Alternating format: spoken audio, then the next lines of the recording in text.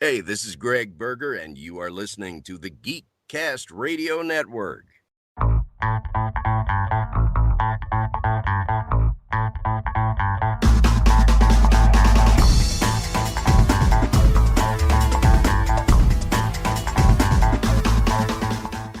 Hello and welcome to another episode of the Cinema Geeks as we venture back into the world of video game films. I am one of your hosts, Optimus Solo, and joining me today is Movie Revolt Dan. Hello.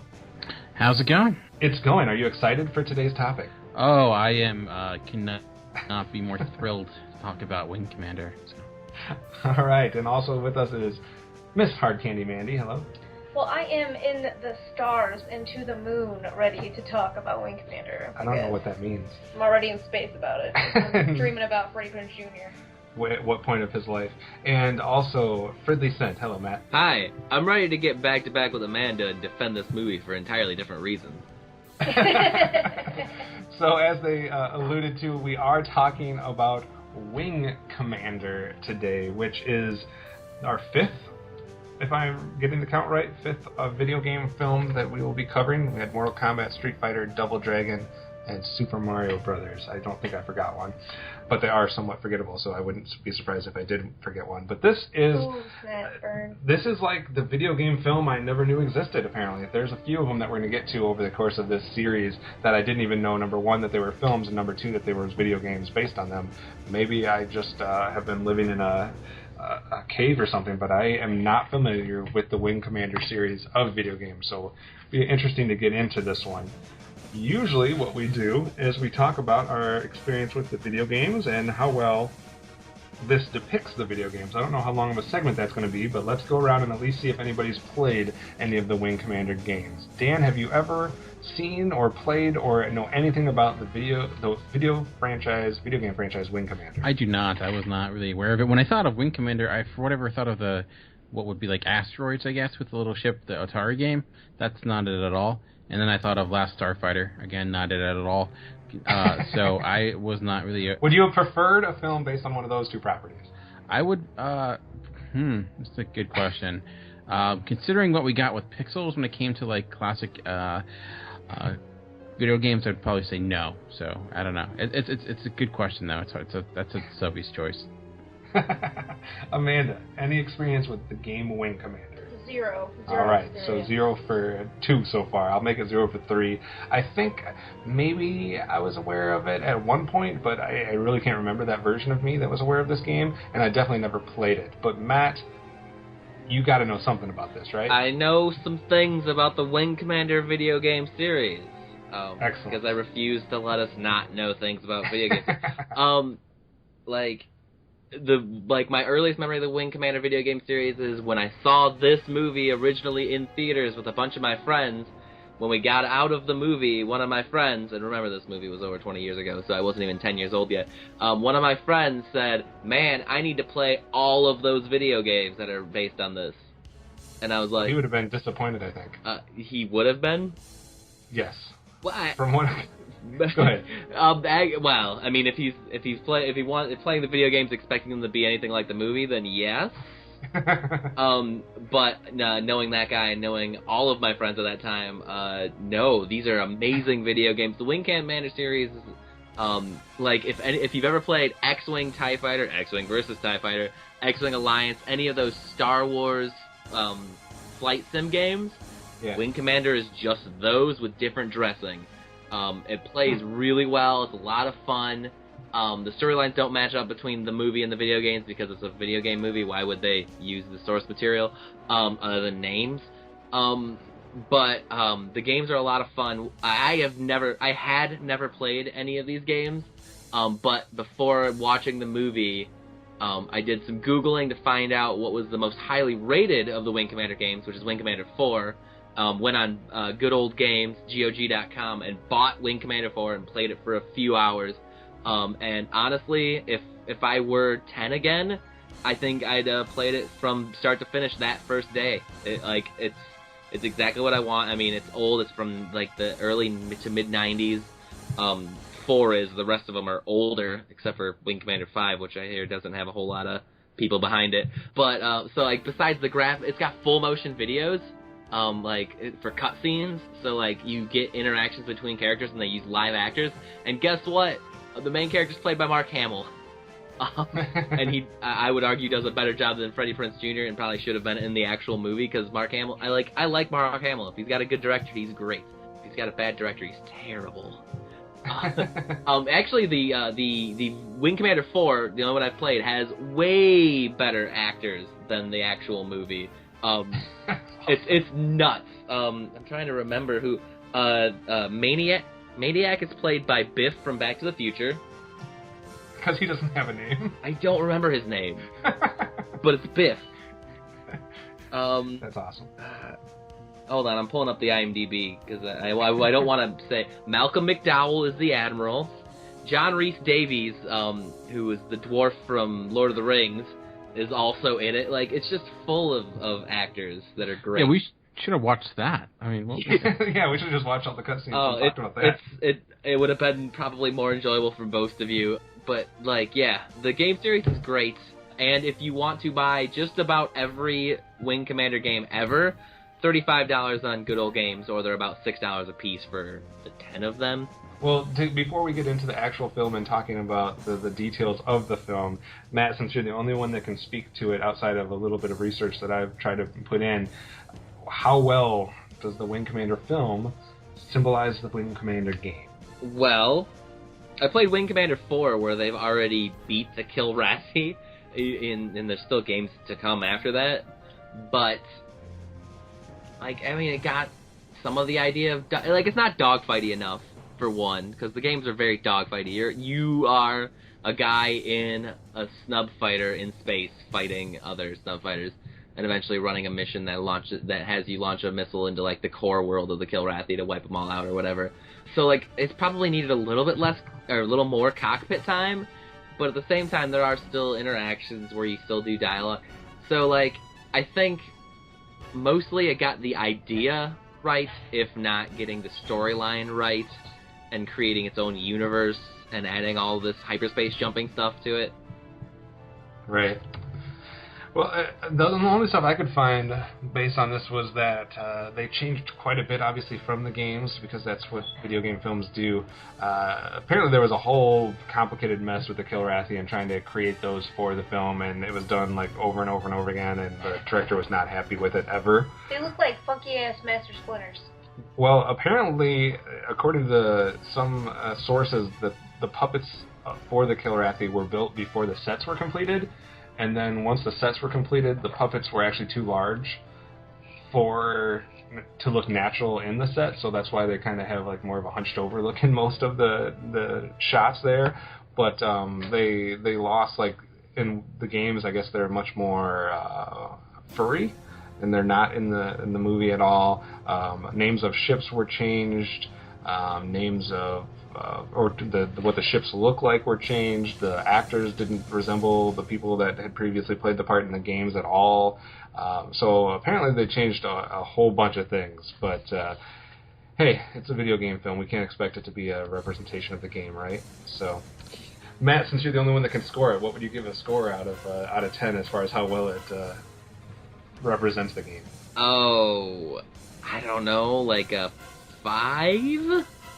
Like, it's got, I mean, it does have the names of the characters, and in fact, I would argue it makes a lot more sense because the characters have, like, real names and then call signs, whereas in the game, they're just known as their call signs, and they even have that printed on their uniforms for no reason. Yeah, it doesn't quite look the same, but it kind of feels the same. And the characters have the same names, but don't look the same. So it's kind of like halfway there. Gotcha. Makes sense. And for people that don't have a clue what we're talking about, a little quick introduction as we get into the actual film part. Wing Commander is a 1999 science fiction film. And like we said, it has Freddie Prinze Jr. and Matthew Lillard in there, so both guys from Scooby-Doo, as well as a lot of people that most of you would not recognize, so we won't get into it too far. Directed by Chris Roberts, who was in charge of, I think, all the games. He's created the game series, so he got to create the game series, and then apparently he was that made him eligible to direct the film. So He's the film director, and it's a runtime of 100 minutes. And to give you guys an idea of how it did at the box office, it had a $30 million budget, and it brought in 11. Just a $30 million budget? Really? $30 million budget for these science fiction effects and special effects and stuff like that, yes. There's some choppy-ass space travel for $30 million. Yeah, it only brought in 11 and a half, so it barely made a third of its budget, which means that it is the 27th best grossing film for the video game films on Box Office Mojo. So there is 5 worse than that. So 11 million, there's still 5 worse than that. One of them we already talked, and plus Double Dragon, which we already talked about. So, Dan, how well, forget the games that we didn't play, so it'd be easy to forget those. How well does it do just as a movie? Yeah, not very well, to be honest with you. In the sense of, like, I don't necessarily think it's, like, horribly made, per se. But I guess the word that kind of comes to my mind is dull. And I find, though, like, boring is a very, like, weak criticism of a movie, because, like, it's hard, because what someone considers boring is very subjective. But I do feel like that is the word that kind of fills my mind when I think of Wing Commander. Because something like Double Dragon is kind of, it fails, but fails in such a interesting and unique way that it's like somewhat of like a car fire to enjoy watching. You know, Mortal Kombat, similar. Like, at least it was, you know, not greatly made, but something to enjoy. With this, I just felt like it was just kind of, Freddie Prinze Jr. is like the perfect first person for this, because it's like his acting resembles this movie, where it's like, it's not bad, it's not horrible, it's just like it's limited in its range, and there's not much there. And I tried very hard not to check out, but I found myself checking out on occasion. I went back and tried to rewatch segments of it, because I felt like I just, like, spaced out in moments. But again, I don't think it's awfully made. I think the special effects are pretty bad in moments. Like, it's when you said $30 million, that surprised me. I thought it would be like half that. You know, this came out the same year as The Matrix, and like what? I mean, that, like, when you put it like that, I'm blown away. I mean, this came out the same year as The Matrix. It came out, what, 20 years after, you know, Star Wars, and just it looked super cheap. Like, every time it was in space, it was hard to take anything seriously, because it was just like, what is this? Looks so poor. And yeah, I just was not a fan at all. If there were not actors in this film that some people would recognize, I'm pretty sure you could show this to somebody and convince them that it came out in, like, 1983. Like, or 1970 something. Like, you could almost pull that off, because the special effects are so bad at some points. It's like a direct-to-TV sequel to Starship Troopers or something like that. I mean, like if this was like an episode of Star Trek: The Next Generation, I'd be like more. And I feel like it has special effects that are on par, if not worse than that. I mean, and it's one thing if you have a small budget and you want to be creative, and I felt like it didn't do that. Like, the aliens you mentioned, like, they look like angry seals. Like, it's all it just, I don't know. It didn't work for me. So my biggest problem with the aliens are, okay, I never get why movies do this. Okay, so you have an alien race that speaks a language that we do not know. What is the point of putting subtitles up that are in the language that they're speaking? Like, we already don't know what they're saying, so why are you showing us the text that we can't read? They're strangers, and you're in a strange land, and you should feel strange. I'm like, yes, we know that it's a language we don't speak or understand. I don't get that. I'll get more into my thoughts in a second, but Amanda, what are your thoughts about the film in general? I think in general, the only thing that kept me super interested was the actors that I've seen in other things, and the visual effects were the most distracting thing ever. I mean, this is year 2654. Okay, we can't get some better visuals when it comes to outside your space station, and they're moving, like, the space station or the ships were just the way they traveled through space. I think there was one scene where it took them forever to just get a small distance, and we had to watch that the whole time. And I think there was a bunch of stuff that I was just like, really? I didn't get some of their, why they did some of the things they did. Like, a lot of it with Matthew Lillard, like, you're gonna risk your new lady friend's life a bunch of times to prove that you guys are tough guys. And who better to cast in the tough, charismatic role than Matthew Lillard? He's like almost the exact same guy he was in Scream. Like, there's a bunch of him just showing up in this from his character. I mean, it was like a picture perfect Harrison Ford, right? That's the character they were going for. Yeah, I don't know. That platinum blonde hair kind of it wasn't working for him. I would say. I don't think Harrison Ford could pull that off either. Apparently, Matthew Lillard and Freddie Prinze Jr. have been in like 5 freaking movies together up until this point. I can't even name 5. Or maybe a couple after, because I think Scooby-Doo's in 2002. She's All That in 99. Scream. No, that was just him in 96. And I think that the whole Pilgrim thing that was going on was probably the stupidest thing ever. And then you're telling me the whole time you're growing up, you have no idea why you're like being ostracized for being this pilgrim. You don't know. You're just. I just didn't get that whole thing. I didn't get anything about that, because it's like they're the ones that like carved the way for you and like made all this possible, but now you're like the redheaded stepchild that everybody can't stand if you're part pilgrim. Like, that was weird to me. I don't know. Maybe it was just the jargon that they're using at the beginning of the film, because they use like 16 words for different things that are all like science fiction creation words, but they throw so many at you at the beginning that I had no idea what was going on. I think for the first like 5 or 10 minutes, like, I didn't know what any of that stuff was that they were talking about. I think it's stupid too that the derogatory ladies is thrown all the time. Like, ladies are saying, come on ladies, like, it's derogatory. Like, I don't care if you're in a military setting or not, that's stupid. Like, you could have said a ton of different things, but why keep using the gender in a derogatory way? And then calling ladies sir and stuff, I can kind of get that, but I don't know, that was really distracting for me. I did like the look of the ships, though. They were pretty cool looking, and the inside was, like, akin to, like, a submarine, and I think that their costumes when they were in the ship almost looked like what soldiers would look like on the inside of like a Russian sub. Those little hats and stuff. So it had potential, but they just shit all over this movie with these visuals and some of these stupid one-liners and stupid decision making, and I don't know. So not a big fan apparently, huh? I wanted to like it, but. Matt, I know you're chomping at the bit to say some things about different things that have been brought up, so go for it. All right. The first one is when you said Starship Troopers, I remembered that in Wing Commander 4, they also have Casper Van Dien, the star of Starship Troopers, as an unnamed character, because that's how much bigger the Wing Commander 4 was than Wing Commander the movie, is that the star of that. Also, I for some reason was thinking this was 96, 20 years ago. I was actually over 10 when this movie came out, but only just. Let's get the timelines right. Yeah. Was Maniac supposed to be manly? Because I don't know. I thought of him not. as White Prince. It was like he was effeminate, but still had a sexual energy that people were attracted to.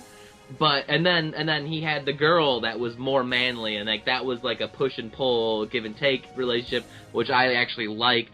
Like they're these like adventure, thrill seeking individuals. They're always trying to one up each other. She's gonna be more of a man than him. He's gonna be more of a lady than her. Like I actually rather liked that relationship, and I thought that was one of the better elements of the movie. Mm-hmm. I think the whole Pilgrim subplot needed to not be there. I don't remember that from the one video game I've played. It doesn't get mentioned, and I can't imagine it was in there originally, or if it was, it wasn't very big. Because the last thing you need is a 5-minute voiceover at the beginning of your movie telling you how there's a war happening between these two races. Also, there was a different war that happened, and some racism's going to come up because of that, but that war's over. We don't even deal with that war anymore. But look at this other war, but then also the Pilgrims, racism. I don't know why that whole subplot was put in there. That could have been removed. And also, it was one of those things where it was like, where it's like, hey, why does Freddie Prinze have 2 necklaces? And it's like, oh, one of them's my pilgrim thing. And it's like, oh, hey, there's 3 characters so far, and another one's wearing a necklace that you don't see, so that guy's another pilgrim, right? Like, it was immediate how obvious that storyline was going to play out. I guess I didn't know that he was also not only a hidden pilgrim, he was also hidden the greatest admiral ever. He was just like the secret agent. I've got all of the things hidden underneath me, and then I'm just gonna whip them out as I need to, and to keep the story going. He's flying the Millennium Falcon, man. Yeah, I mean that guy was probably the coolest character. I agree. But although when he got a little Mary Stuish, where he's like, yes, I'm also a pilgrim, and I'm also naval intelligence, and I'm also this. I was like, okay. You were cool when you were a smuggler doing fringe space shit. Now that you're all of these other things, it's like, well, wait, they're just paying you to hang out at the edges of space? He wasn't also his father, though, so that didn't really come up. So. That would have been terrible. I just don't understand why this was made. Like, was there a calling for a film based on this video game? Like, there's a million video games and cartoons that I'm sure people have like wanted to be made into movies, and there's been movements to make this or that. I mean, they've been trying to make a new Masters of the Universe film for like 15 years. There's been fans trying to get that done, and it can't happen. Where was the call for Wing Commander, the film? Like, did I miss that segment of the population that was really interested in this? I'm baffled that this is a video game that was made into a film. Makes no sense to me. All right. Any other last-minute thoughts before we get into a few more little trivia things and the Rotten Tomatoes score and your guys' score? Anything else about the movie that you want to bring up that you really appreciated or really didn't like, Dan? I felt like the aliens themselves. I hate like when it's just like they're aliens, so they're bad, and like that's kind of the justification of it. It's like, well, you know, we try to have a peace with them, but then they're like, yeah, no, we just like to kill you all, and then it just. There was no compelling villain to this at all. It's just this, like, you know, they were just creatures that we're fighting against, and that made it not all that compelling. I don't know, like it. I kind of can see what Matt was saying regarding the relationship between Matthew Lillard and the other character. Can I just say that it's telling that none of us know a name of any of the characters in this film? It's not. I call him Maniac. I don't know who Matthew Lillard is, but it's definitely Maniac and yeah, that's true. Maniac and Blair, the only two. But again, I played one of the video games, so I have got a leg up. Yeah, that doesn't count. You know, I was kind of confused regarding the one death scene and like why they have to push her off the. And like why that seems like there seems to be so many more options about what you could do. She's like, nope, we're just gonna push this spaceship off. I'm like, why are you? All right. So that it could be a 5-minute dramatic scraping a fly off a windshield. Well, I also want to know why there's no medics anywhere near anything. Like, there's like 3 different times in the film where they're calling for medics, and not only do they not come right away, I don't think they ever come in any of those scenes. One of them. Like, I don't. It's just like, where wouldn't it be typical for the medics to be on the bridge or on the, you know, whatever you want to call it, not the bridge, but on the entryway of where these ships are going to land? Hey, when you know 10 minutes in advance someone has been picked up and they've been in an escape pod for 2 hours but only have an hour of air, and you know that ship is coming in, you definitely do not get your medics out on the flight deck. They might catch something. It's just like, why is he having to call 7 times for medics? Stop this, man. Yeah, and just seeing Freddie Prinze Jr. trying to hold Matthew Lillard back was just that was a school in acting right there, just like that. And I don't know, they had this little element where it's like if a character or if someone died, it's like they never existed, and it's like, all right, I get it, but it just they brought it up 17 times. Yeah, I mean, I did kind of like when they did have how they treated the space battle almost similar to that of like a naval battle between 2 battleships. Like, yeah, I mean, it was. It's not like it hasn't been done before, but it was okay, I guess.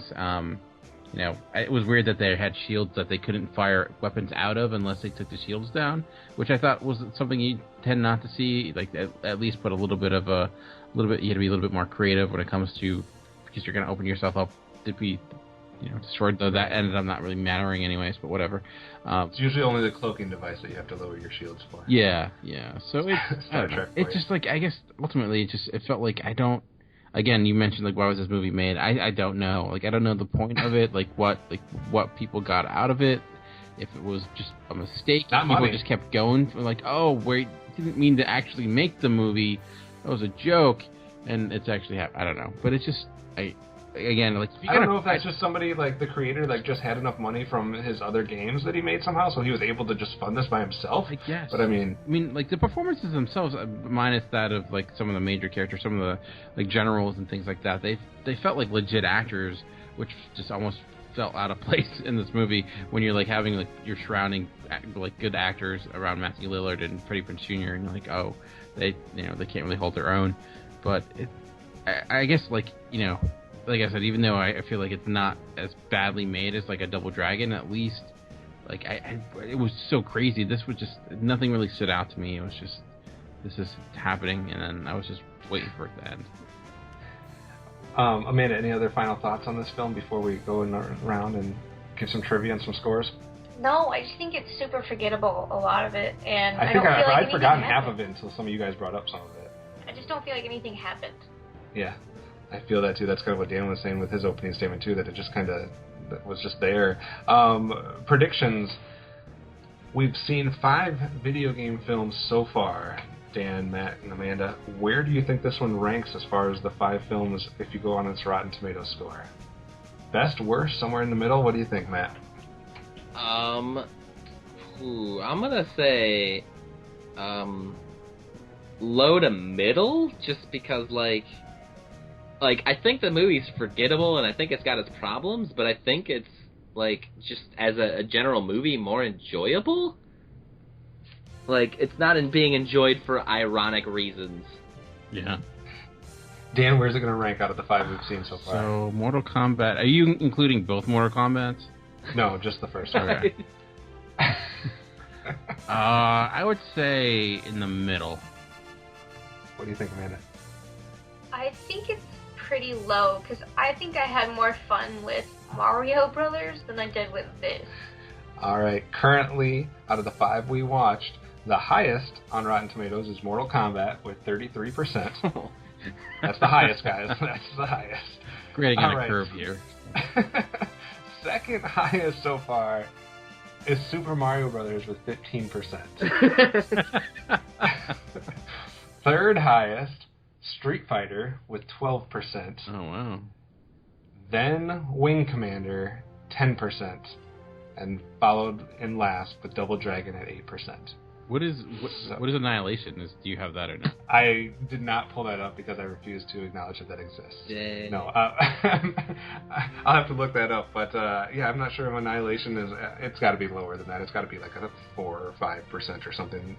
But yeah, Double Dragon so far, the worst reviewed film. That's both by the critics. And if you're going to take the audience score, though, it's a little different. If you take the audience score, you have Mortal Kombat at 58.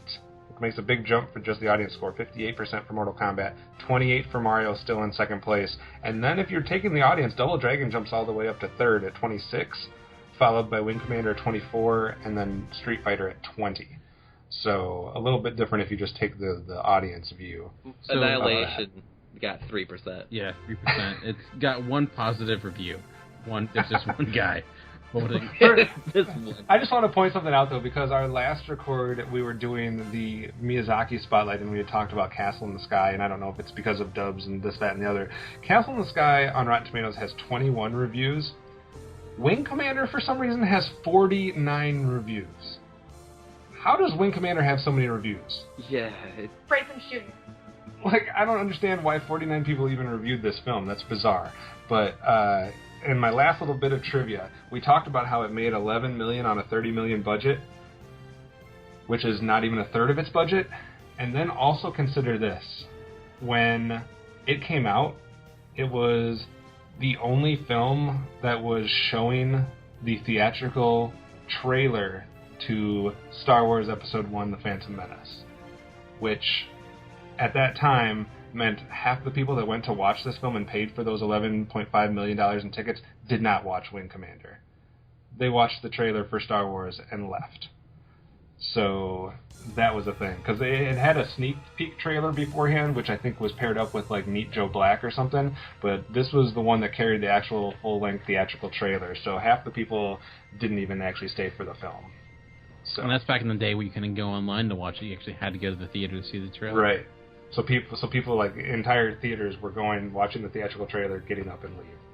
So that was the power of Star Wars. That was when it wasn't $10 for a movie ticket and people were cool with leaving. Now it's like, I don't even care what's going on. I'm sitting through this fucking movie. All right, so let's go around and give our scores for Wing Commander. Out of 10, what do you give this? We will start with Miss Amanda. What grade do you give Wing Commander? And where does it rank for you amongst the video game films we talked about? I already said that. I liked this not as awesome as all the other ones. I think maybe even Double Dragon, I like this a little less than that. I'm going to give it a 2.5. 2.5 from Amanda. Dan, where are you at with Wing Commander? For me, it's the worst one. If you don't count Annihilation, it's a 1 out of 10 for me, and that's being generous. So. I thought I was being fucking generous. No. Matt, where do you score this one? I'm sorry if everyone in this record hates me. I thought it was incredibly forgettable. I thought that there were some subplots that need to be removed, some things that need to be expounded upon. But as far as just being a general sci-fi movie, I didn't hate it. I'd give it I want to say between 5 and a 6, but I'll go with 5 just because everyone's in such a bad mood. We're not in a bad mood. I'm in a good mood, Matt. I can now not forget about this movie and move on to the next one. So.